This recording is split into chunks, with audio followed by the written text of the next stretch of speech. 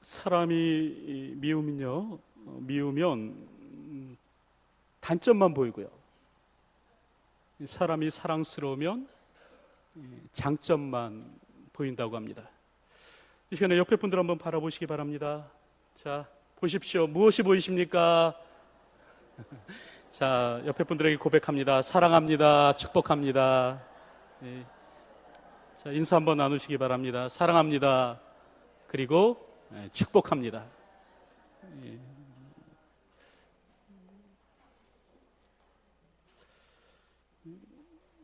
그 사람을 잡는 것이요, 설마만이 아니라고 합니다. 오늘 우리들은 흔히 그런 얘기하죠. 이제 설마가 사람 잡는다라고 얘기하는데, 이 설마만 사람을 잡는 것이 아니라는 것이에요.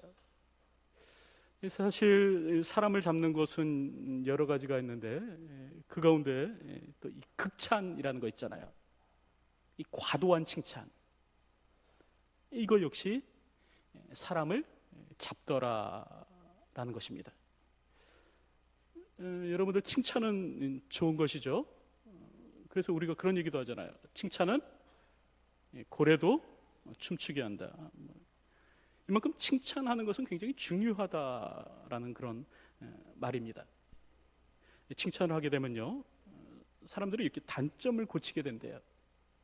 오늘 우리는 흔히 생각하죠. 이렇게 단점을 고치게 하려면 이렇게 지적하고 혼내고 꾸짖고 이러면 고쳐질 거다라고 생각하는데, 그게 아니라는 거예요.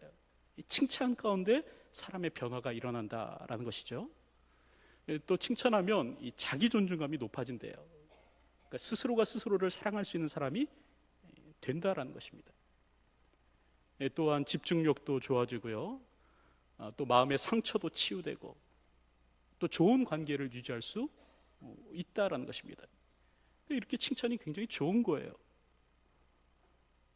하지만 이런 칭찬에도 한계는 있습니다. 그러니까 다시 말하면 이 잘못된 칭찬들 있잖아요. 이런 거는 차라리 안 하느니만 못한 것이다, 그렇게 이야기를 한 것이죠. 자칫 잘못하다가 이렇게 이제 극찬에 사람이 빠지게 되면 교만해질 수가 있고요, 또 아나무인이 되고 또 버릇없는 사람이 될 수도 있다라는 것입니다. 그러므로 오늘 우리에게 이제 도가 넘는 칭찬이 주어질 때 오늘 우리는요, 주의해야 합니다. 그러니까 사람들이 나를 향해서 막 이렇게 극찬해 준다 이러면 사실은 긴장해야 될 때예요. 칭찬을 즐기는 게 아니라 긴장해야 됩니다. 사실 왜 사람들이 나를 필요 이상으로 띄워주는가? 그건 날 세워서 이렇게 날 좀 어떻게 세워보려고 하기보다는요, 어떻게 좀 나를 좀 이용해 먹을까? 뭐 이럴 때 사람들이 이렇게 이제 필요 이상으로 극찬을 쏟아내고 하는 것이죠. 어쨌든 이 극찬에 빠지면, 그러니까 자기에게 주어진 정당한 칭찬 이상에 취하게 되면 어떻게 되는가? 자칫 사람 잡는다, 그렇죠? 잘못될 수 있다라는 말입니다. 뿐만 아니라요, 사람을 잡는 것 가운데 하나는 이 공짜 있잖아요. 공짜. 이 공짜도 사람을 잡더라. 여러분들 공짜 좋아하시죠? 아니신가요? 이 공짜 좋아하면 어떻게 되는가? 여러분 어떻게 되겠습니까? 머리만 벗겨지는 것이 아니에요. 공짜 좋아하면 큰 위험에, 낭패에 빠질 수도 있다라는 것입니다. 예전에 어떤 검사님이 계셨어요. 근데 이분이 우연히 이제 낯선 사람으로부터 아주 조그만 선물을 받게 됩니다. 살펴보니까 이게 별게 아니에요. 그러니까 사소한 선물이에요. 받아도 뭐 크게 문제될 것이 아니었습니다. 그래서 이제 마음의 정표로 이렇게 받아들이게 되었죠. 근데 이렇게 선물 주신 분이 이제는 간혹 나타나셔서 지속적으로 이렇게 작은 선물을 주시는 거예요. 그러다가 이제 결국 어떻게 됐는가? 같이 식사하는 자리도 갖게 되고, 또 나중에는 이제 같이 골프까지도 치러 다니는 그런 사이가 되었습니다. 그런데 어느 날 이분이요, 아주 작은 부탁을 하나 해오는 거예요. 볼 때는 뭐 그 정도는 뭐 들어줘도 큰 문제 없겠다. 뭐 이런 생각이 들었죠. 그래서 이제 그 검사님이 편의를 봐줬네요. 그런데 시간이 지나면서 이런 작은 부탁을 하나씩 둘씩 해오더라. 그러더니 어느 날 갑자기 이제 과도한 부탁을 해오기 시작했습니다. 그래서 이제 이 검사님이 이거는 아니다, 이래서는 안 되겠다라고 해서 거절하려고 했죠. 그랬더니 어떻게 되는가? 이 사람이요, 이렇게 나오는 거예요. 안면을 싹 바꾸더니, 그러면 이제까지 들어주었던 모든 청탁에 대해서 내가 까발려 버리겠다, 이렇게 얘기를 하는 거예요. 그동안 들어줬던 모든 조그만 청탁들, 이거 내가 다 밝혀내겠다, 이게 드러내겠다라는 거예요. 그러니까 옷 벗고 싶지 않으면 못 이기는 척하고 이번 것만 들어달라, 뭐 이렇게 부탁을 했다는 것입니다. 사실 이 이야기는요, 한 심리학자가 푸드 인 더 도어 수법을 설명하기 위해서 사용한 내용입니다. 푸드 인 더 도어라는 말은 무슨 말이냐면요, 우리말로 번역하면 그렇게 하겠죠. 문 안에 한 발 들여놓기 수법, 뭐 이렇게 번역할 수 있을 것 같습니다. 그러니까 이게 무슨 말이냐면요, 작은 부탁을 들어주면 나중에는 큰 부탁도 들어주게 되어 있다라는 것입니다. 그러니까 상대방의 문 안으로, 상대방의 집 안으로 들어가려면요, 머리부터 디밀 필요가 없더라는 거예요. 몸통부터 들어가려고 하지 않아도 된다는 거예요. 먼저 한쪽 발만 살짝 밀어 누워라. 그러니까 작은 부탁을 하나 들어주게 되면 사람이라는 것이, 그 심리라는 것이 점점 나중에는 큰 부탁도 들어주게 되어 있다라는 것입니다. 그러니까 뭐 다른 분들에게 부탁할 때 어떻게 해야 되는지 아시겠죠? 사소한 부탁 가지고 먼저 다가가서 부탁하시고 점점 큰 부탁을 하면 넘어오게 되어 있습니다. 자, 어쨌든 오늘 우리는 이것을 통해서 기억해야 될 것이 무엇인가? 세상에는 공짜가 없다라는 것이에요. 오늘 우리는 공짜로 얻을 수 있는 것이 있다라고 생각하지만 그렇지 않다라는 것입니다. 설마만 사람을 잡는가? 그렇지 않아요. 공짜도 사람을 잡는 경우가 있다라는 것입니다. 근데 오늘 본문을 보면 이와 더불어서요, 오늘 우리가 또 사람 잡는 것이 있다는 것을 오늘 본문을 통해서 알게 되는데요, 오늘 우리가 세상을 살면서 좀 주의해야 될 것이 있습니다. 치명적인 위협으로 오늘 우리 가운데 다가올 수 있는 것이 있는데, 그것이 무엇인가? 바로 이 정도면 괜찮겠지라는 생각, 요걸 주의해야 된다라는 것을 오늘 본문과 관련해서 오늘 우리는 보게 됩니다.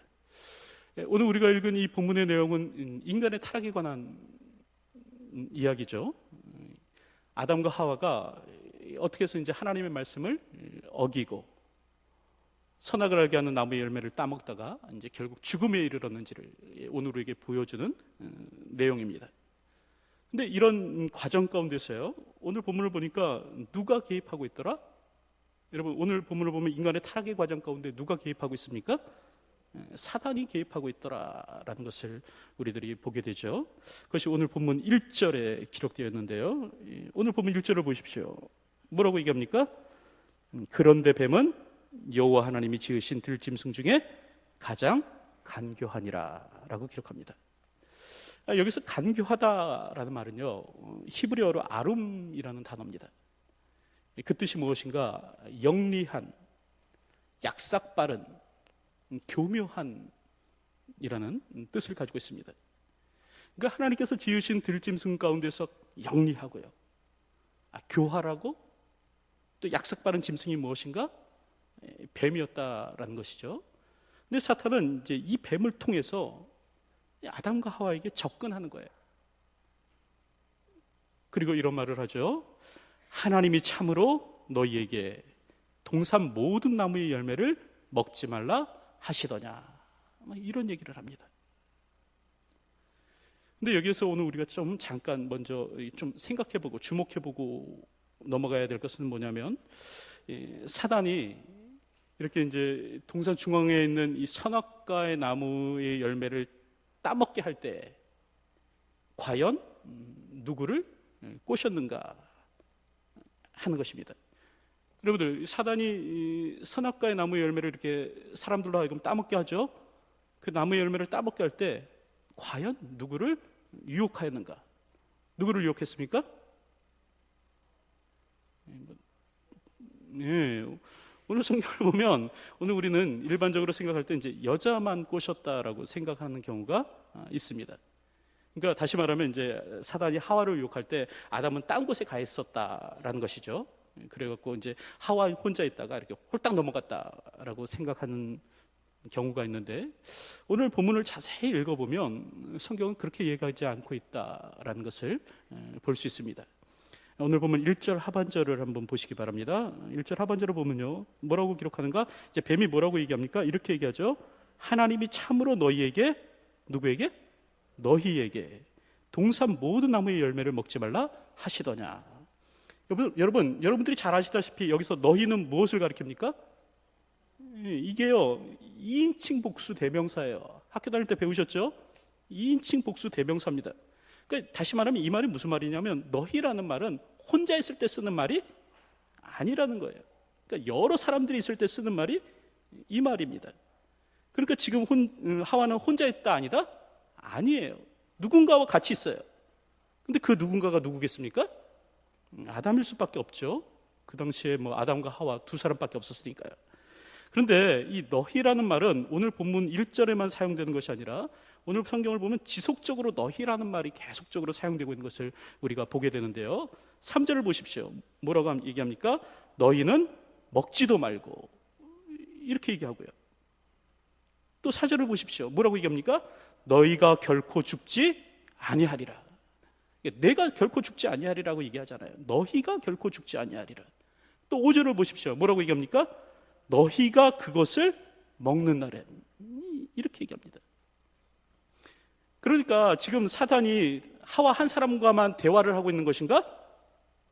그렇지 않다라는 것이에요. 오늘 본문을 보면 우리는 아담도 그 자리에 함께 있었다라는 것을 추정할 수 있습니다. 물론 주도적으로 얘기를 나눈 사람은 누구이다? 하와예요. 하지만 아담은 저 먼 땅 곳에 가 있었던 것이냐? 그렇지 않다라는 것이죠. 그러므로 오늘 우리들은 인간 타락의 원인을 누구에게만 돌려서는 안 된다? 여성들에게만 돌려서는 안 된다라는 겁니다. 우리 흔히 그러잖아요. 저 여자들이 잘못해갖고 우리 남자들이 고생한다 그러잖아요. 그렇죠? 아니에요. 사실은 아담도 그 자리에 있었습니다. 그러니까 인간 모두가 잘못한 거예요. 공이 잘못한 거예요. 아담 역시 선악과를 따먹은 일에 공범이었다. 남자들도 책임이 있습니다. 공범이었다라는 걸 기억하시고요. 이와 더불어서 오늘 우리가 좀 더 오늘 본문을 통해서 살펴보고 싶은 것 가운데 하나가 뭐냐면, 이렇게 사단이 아담과 하와를 요구할 때 어떤 말로 유혹을 했는가, 이걸 한번 좀 살펴보고 싶습니다. 특별히 오늘 우리가 읽은 본문 4절을 보면 다음과 같이 기록하죠. 제가 읽겠습니다. 본문 3장 4절. 뱀이 여자에게 이르되 너희가 결코 죽지 아니하리라. 그러니까 사단이 어떤 말로 지금 인간을 유혹하냐면, 너희가 결코 죽지 아니하리라, 이 말로 유혹하는 겁니다. 여러분, 너희가 결코 죽지 아니하리라 라는 말, 이게 무슨 뜻입니까? 이 말은요, 이런 거예요. 그 정도는 괜찮은 거야. 그 정도는 죽고 사는 문제가 아니야. 죽지 않아. 괜찮아. 그렇게 심각한 거 아니야. 지금 사단이 그렇게 이야기를 하고 있는 것이에요. 지금 사단은 하와에게 선악과를 따먹으라고 부추길 때 뭐라고 얘기하냐면, 그건 심각한 문제가 아니야. 죽고 사는 문제가 아니야. 결코 죽지 않는다, 이렇게 얘기하는 거예요. 이렇듯 사단은 오늘 우리를 부추길 때 가장 잘 사용하는 말이 무엇인가? 뭐냐면 괜찮아라는 말이야. 괜찮다니까? 그런다고 죽지 않아. 괜찮아. 사단은 오늘 우리를 이런 말로 유혹하는 것입니다. 그랬을 때 오늘 우리가 이런 사단의 속임수에 넘어가서 괜찮겠지 라고 생각하면 어떻게 되는가? 어떻게 됩니까? 오늘 성경을 보니까요, 첫 번째로 하나님과의 관계에 단절이 일어납니다. 오늘 보면 8절 말씀을 보면, 창세기 3장 8절 말씀을 보면 이렇게 기록하죠. 여호와 하나님의 소리를 듣고 아담과 그의 아내가 여호와의 낯을 피하여 동산 나무 사이에 숨은지라. 그러니까 지금 이 아담과 하와가 하나님의 소리를 들었을 때 어떻게 하는가? 하나님을 피하여 숨는 일이 일어나는 거예요. 하나님으로부터 멀리 도망하는 일이 일어납니다. 그런데 여러분 잘 기억하십시오. 이렇게 하나님으로부터 멀리 도망하였다라는 말이 가지는 의미가 무엇인가? 이게 바로 죽음이다라는 것이에요. 여러분, 무엇이 죽음이냐? 죽음이란요, 하나님께 지음받은 피조물이 하나님을 떠나서 하나님을 피하여 숨음으로 말미암아 생명의 근원이 되시는 하나님으로부터 떨어져 나가는 것, 이게 바로 죽음입니다. 여러분, 인간에게는 언제 죽음이 찾아오는가? 인간이 하나님을 떠날 때 죽음이 찾아오는 거예요. 사람에게 있어서 죽음이란 무엇인가? 생명의 근원이 되시는 하나님과 분리되는 것, 이게 바로 죽음입니다. 오늘 본문을 보면요, 이런 일이 일어나는 거예요. 둘째로요, 사람과 사람 사이의 단절이 일어납니다. 창세기 2장을 보면 이제 아담이 처음으로 하와를 만나죠. 그때 어떻게 하는가? 성경을 보니까 노래를 불러요. 인류 최초의 노래, 그 시가 기록되어 있는데 뭐라고 노래 부릅니까? 이는 내 뼈 중에 뼈요, 살 중에 살이라. 이게 산문 형식이 아니라요, 운문 형식이에요. 시를 지은 거예요. 아담이 나름대로 시를 지은 거예요. 이는 내 뼈 중에 뼈요, 살 중에 살이라. 이렇게 노래했던 것이 하와인데, 오늘 본문을 보니까 어떤 일이 일어나더라? 이 하와를 재앙의 원인으로 지목하더라라는 겁니다. 하나님께서 주셔서 나와 함께 하신 여자 그가 그 나무의 열매를 내게 주므로 먹었나이다. 하나님, 이건 내 잘못이 아니에요. 저 여자 잘못이에요. 저 여자가 내게 주었으므로 내가 먹었습니다. 핑계를 대는 거예요.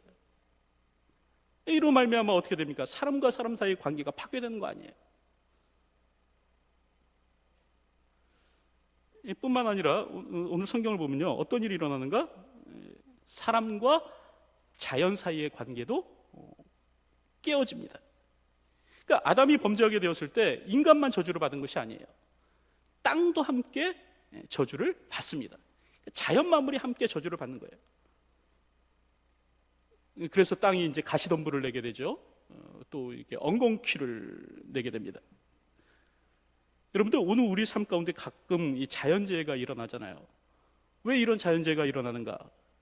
많은 사람들이 생각해요. 하나님께서 하셨다라고 생각하는데, 여러분, 이 자연재해의 원흉은 하나님이 아니고요, 바로 인간입니다.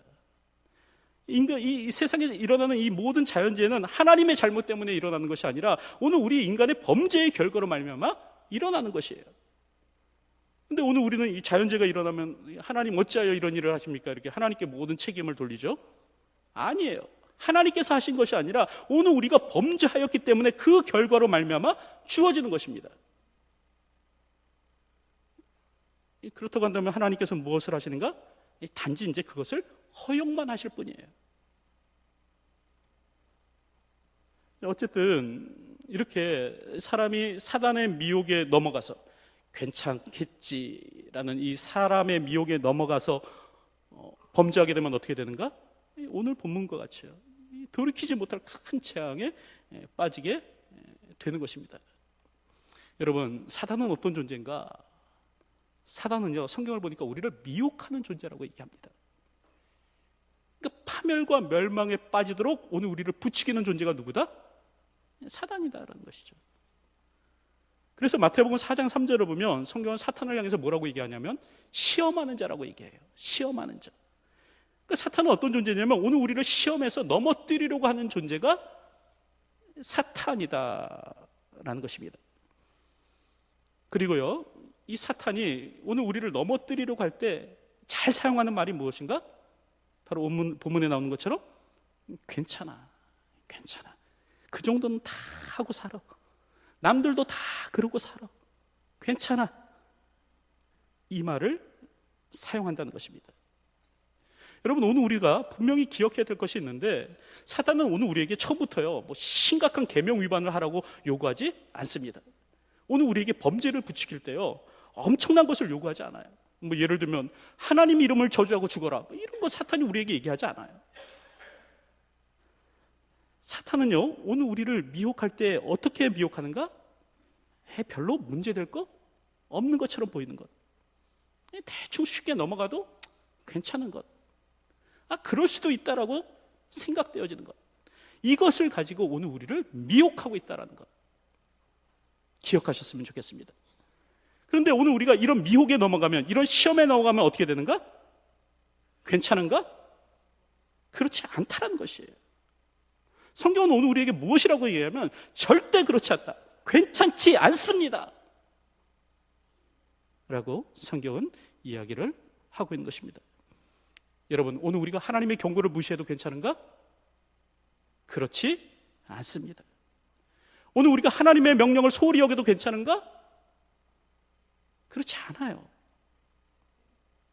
하나님의 말씀을 귓등으로 흘려들어도 괜찮은가? 절대 그렇지 않다는 것이에요. 오늘 우리는요, 하나님의 말씀을 생명처럼 소중히 여기는 사람이 되어야만 합니다. 주님의 말씀에 생사를 걸 수 있는 사람이 될 수 있어야 돼요. 특별히 하나님의 말씀에, 특별히 하나님께서 경고하신 바가 있다고 한다면 그 경고의 말씀에 귀를 바짝 기울일 수 있는 믿음의 사람이 될 수 있어야만 합니다. 이게 저와 여러분들의 모습이어야 돼요.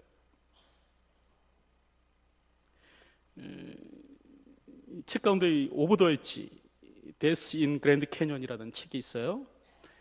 이게 무슨 말이냐면, 이게 무슨 책이냐면, 이제 미국의 국립공원 아닙니까? 이 그랜드 캐년에서 발생한 이제 사망 사건에 대한 그 기록을 모아놓은 책이 바로 이 책입니다. 그랜드 캐년 다녀오신 분들도 여기에 많이 계시죠? 그렇죠? 어떤 곳입니까? 태고 쪽 신비를 간직한 장소 아니에요. 그렇죠? 정말 광활하고 광대한, BBC에서 그렇게 얘기했대요. 사람이 죽기 전에 꼭 가봐야 될 여행지로 이렇게 선정되기도 한 장소가 그랜드 캐년이라고 하는데요.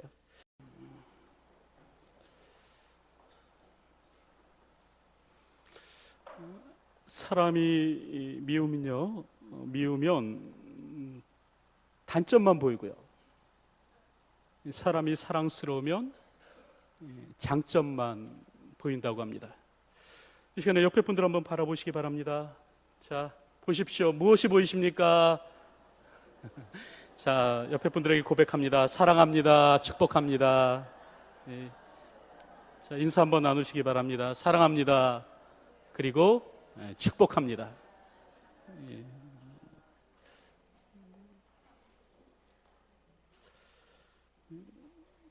그 사람을 잡는 것이요, 설마만이 아니라고 합니다. 오늘 우리들은 흔히 그런 얘기하죠. 이제 설마가 사람 잡는다라고 얘기하는데, 이 설마만 사람을 잡는 것이 아니라는 것이에요. 사실 사람을 잡는 것은 여러 가지가 있는데, 그 가운데 또 이 극찬이라는 거 있잖아요. 이 과도한 칭찬, 이거 역시 사람을 잡더라라는 것입니다. 여러분들, 칭찬은 좋은 것이죠. 그래서 우리가 그런 얘기도 하잖아요. 칭찬은 고래도 춤추게 한다. 이만큼 칭찬하는 것은 굉장히 중요하다라는 그런 말입니다. 칭찬을 하게 되면요, 사람들이 이렇게 단점을 고치게 된대요. 오늘 우리는 흔히 생각하죠. 이렇게 단점을 고치게 하려면 이렇게 지적하고 혼내고 꾸짖고 이러면 고쳐질 거다라고 생각하는데, 그게 아니라는 거예요. 칭찬 가운데 사람의 변화가 일어난다라는 것이죠. 또 칭찬하면 이 자기 존중감이 높아진대요. 그러니까 스스로가 스스로를 사랑할 수 있는 사람이 된다라는 것입니다. 또한 집중력도 좋아지고요, 또 마음의 상처도 치유되고, 또 좋은 관계를 유지할 수 있다라는 것입니다. 이렇게 칭찬이 굉장히 좋은 거예요. 하지만 이런 칭찬에도 한계는 있습니다. 그러니까 다시 말하면 이 잘못된 칭찬들 있잖아요. 이런 거는 차라리 안 하느니만 못한 것이다. 그렇게 이야기를 하는 것이죠. 자칫 잘못하다가 이렇게 이제 극찬에 사람이 빠지게 되면 교만해질 수가 있고요. 또 아나무인이 되고 또 버릇없는 사람이 될 수도 있다라는 것입니다. 그러므로 오늘 우리에게 이제 도가 넘는 칭찬이 주어질 때 오늘 우리는요 주의해야 합니다.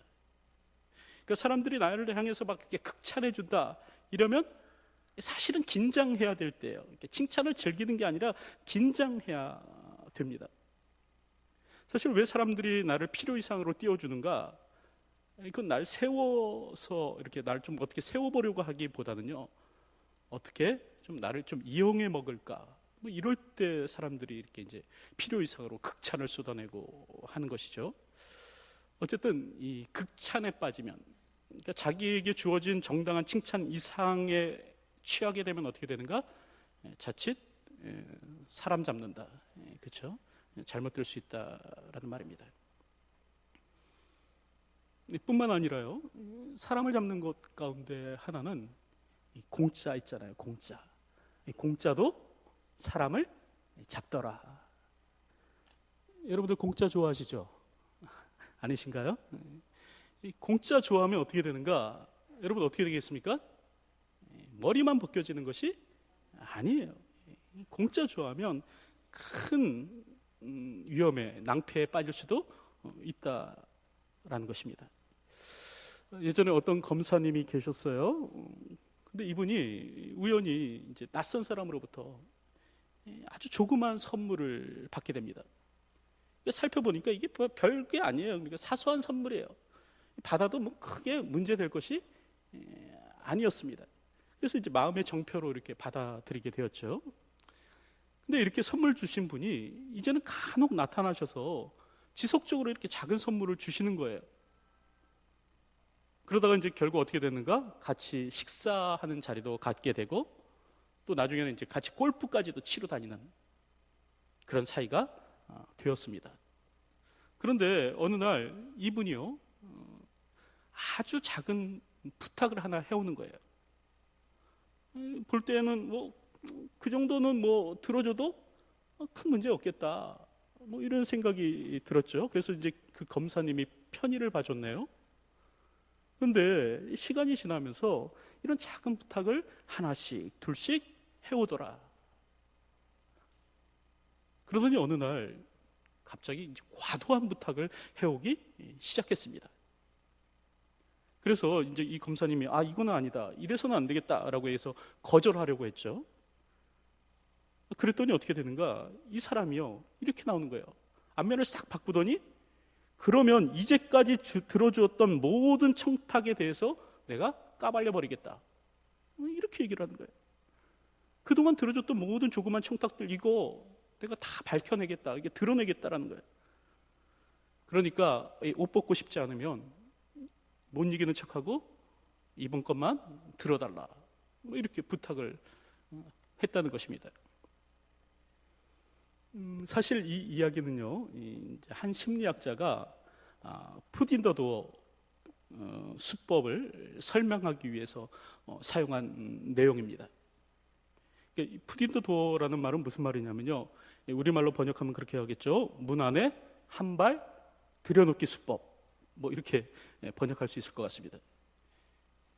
그러니까 이게 무슨 말이냐면요, 작은 부탁을 들어주면 나중에는 큰 부탁도 들어주게 되어 있다라는 것입니다. 그러니까 상대방의 문 안으로, 상대방의 집 안으로 들어가려면요, 머리부터 디밀 필요가 없더라는 거예요. 몸통부터 들어가려고 하지 않아도 된다는 거예요. 먼저 한쪽 발만 살짝 밀어 누워라. 그러니까 작은 부탁을 하나 들어주게 되면 사람이라는 것이, 그 심리라는 것이 점점 나중에는 큰 부탁도 들어주게 되어 있다라는 것입니다. 그러니까 뭐 다른 분들에게 부탁할 때 어떻게 해야 되는지 아시겠죠? 사소한 부탁 가지고 먼저 다가가서 부탁하시고 점점 큰 부탁을 하면 넘어오게 되어 있습니다. 자, 어쨌든 오늘 우리는 이것을 통해서 기억해야 될 것이 무엇인가? 세상에는 공짜가 없다라는 것이에요. 오늘 우리는 공짜로 얻을 수 있는 것이 있다라고 생각하지만 그렇지 않다라는 것입니다. 설마만 사람을 잡는가? 그렇지 않아요. 공짜도 사람을 잡는 경우가 있다라는 것입니다. 근데 오늘 본문을 보면 이와 더불어서요, 오늘 우리가 또 사람 잡는 것이 있다는 것을 오늘 본문을 통해서 알게 되는데요, 오늘 우리가 세상을 살면서 좀 주의해야 될 것이 있습니다. 치명적인 위협으로 오늘 우리 가운데 다가올 수 있는 것이 있는데 그것이 무엇인가? 바로 이 정도면 괜찮겠지라는 생각, 요걸 주의해야 된다라는 것을 오늘 본문과 관련해서 오늘 우리는 보게 됩니다. 오늘 우리가 읽은 이 본문의 내용은 인간의 타락에 관한 이야기죠. 아담과 하와가 어떻게 해서 이제 하나님의 말씀을 어기고 선악을 알게 하는 나무의 열매를 따먹다가 이제 결국 죽음에 이르렀는지를 오늘 우리에게 보여주는 내용입니다. 근데 이런 과정 가운데서요, 오늘 본문을 보니까 누가 개입하고 있더라? 여러분, 오늘 본문을 보면 인간의 타락의 과정 가운데 누가 개입하고 있습니까? 사단이 개입하고 있더라라는 것을 우리들이 보게 되죠.